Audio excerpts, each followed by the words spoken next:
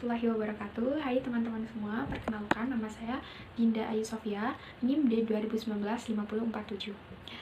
Di sini saya akan mereview sebuah film yang berjudul Still Alice yang tayang pada tahun 2014. Film ini merupakan film adaptasi dari sebuah novel yang bestseller karya Lisa Genova. Film ini bergenre drama, disutradarai oleh Richard Glenister dan juga Wash West. Film ini dibintangi oleh Julianne Moore sebagai Alice Holland yang sedang mengidap Alzheimer dini. Jadi film ini akan menceritakan perjuangan Alice melawan penyakitnya. Jadi jangan kemana-mana, stay tune! Alice merupakan wanita usia 50 tahunan yang dikenal sebagai profesor. Ia juga seorang dosen di Universitas Columbia. Namun pada umur ini Alice merasa ada kejanggalan pada dirinya. Pasti kalian tahu bahwa profesor, terus kemudian dosen, pasti kan kalau di depan umum pasti udah kayak biasa gitu kan ya. Tapi pada suatu hari Alice itu mengisi seminar presentasi layaknya orang biasa, orang hebat biasanya.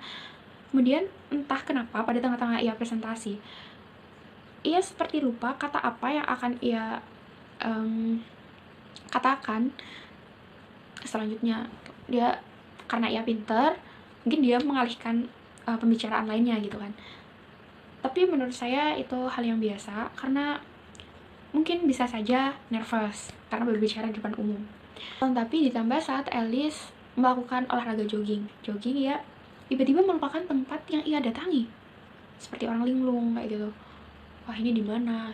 Terus dia merasakan pusing yang luar biasa. Terus kemudian ia menenangkan diri, kemudian dia mencoba mengingat ini di mana. Padahal dia itu ada di universitasnya itu. Kemudian Alice merasa khawatir pada dirinya akan kejanggalan-kejanggalan tersebut. Dia pun memutuskan untuk pergi ke Dr. Sharaf. Ia konsultasi yang menceritakan kejanggalan-kejanggalan yang terjadi pada dirinya. Kemudian dilakukanlah tes.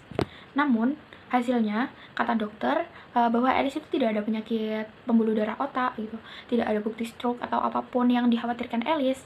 Tapi yang dikhawatirkan adalah tes ingatan Alice gitu katanya. Alice memiliki ingatan yang sangat lemah dan benar-benar menyimpang dari seorang ukuran seusianya gitu. Dan ada bukti penurunan fungsi otak mental pada diri Alice. Akhirnya Alice dianjurkan oleh dokter untuk melakukan tes PET gitu. Karena dokter ingin melihat apakah Alice konsisten akan penyakit Alzheimer, karena langka seusia Alice terkena penyakit ini, makanya harus melakukan tes PET agar lebih akurat. Dengan itu Alice mulai melatih mengingat kata. Dia menuliskan beberapa kata di sebuah papan tulis kecil di dapurnya. Kemudian ia menutupnya dengan kertas, lalu ia mencoba mengingatnya dalam beberapa menit.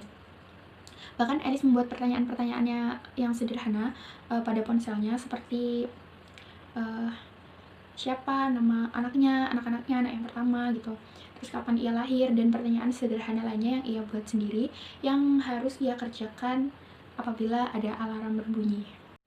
Dengan kondisinya yang seperti itu, Alice masih saja mengikuti kegiatan sehari-harinya seperti mengajar. Namun mahasiswa pun merasa kesulitan saat diajarin Alice gitu. Kayak Alice itu baru pertama belajar mengenai mata kuliah yang ia sampaikan. Saat ada pertanyaan dari mahasiswa pun Alice harus mencari filenya dulu gitu, di laptopnya dia mencari filenya, apa sih yang ditanyakan itu mahasiswa saya gitu kan. Jadi mahasiswa kayak, gimana sih dosen gitu kan, kayak kok masih nggak ngerti gitu. Kemudian suatu ketika Alice pun dipanggil sama atasan di universitasnya itu. Kemudian saat pihak atasan tahu bahwa Alice menderita penyakit, akhirnya demi kebaikan bersama Alice pun diberhentikan. Kemudian pada akhirnya Alice telah didiagnosa terkena penyakit Alzheimer dini oleh dokternya.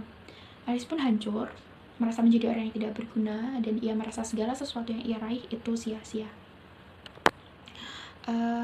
Sebelum tubuhnya dikuasai oleh penyakitnya, Namun ini sangat salut sekali menurut saya karena Alice sempat menjadi juru bicara dalam sebuah acara di seminar penderita Alzheimer gitu. Alice membuat teks pidato, dia berusaha menulis teks pidato selama 3 hari. Ia menandai kata yang telah dibaca menggunakan stabilo, karena Alice dapat melupakan tiap kata yang meskipun ia udah baca, ia melupakannya gitu, kayak ini udah dibaca apa belum ya, bahkan apa yang ia ucap pun Alice kadang lupa ia barusan ngucapin apa kayak gitu. Terdapat sebuah kalimat yang menarik menurut saya di akhir pidato yang disampaikan oleh Alice. Ini sangat menyentuh menurut saya. Kurang lebih seperti ini. Tolong jangan berpikir saya menderita, saya tidak menderita. Saya sedang berjuang untuk menjadi bagian dari beberapa hal, untuk tetap menjadi diriku yang dulu.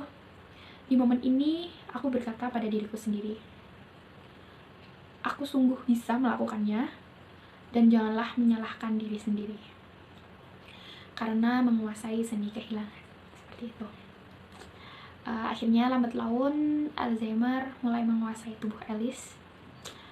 Alice pun melupakan banyak hal rutin bahkan, seperti pergi ke toilet, lupa menyimpan ponselnya, kemudian ia tidak tahu cara mengikat sepatu, kemudian bahkan ia lupa dengan orang lain, bahkan termasuk keluarganya sendiri. Oke, itu dia perjalanan Alice melawan Alzheimer-nya.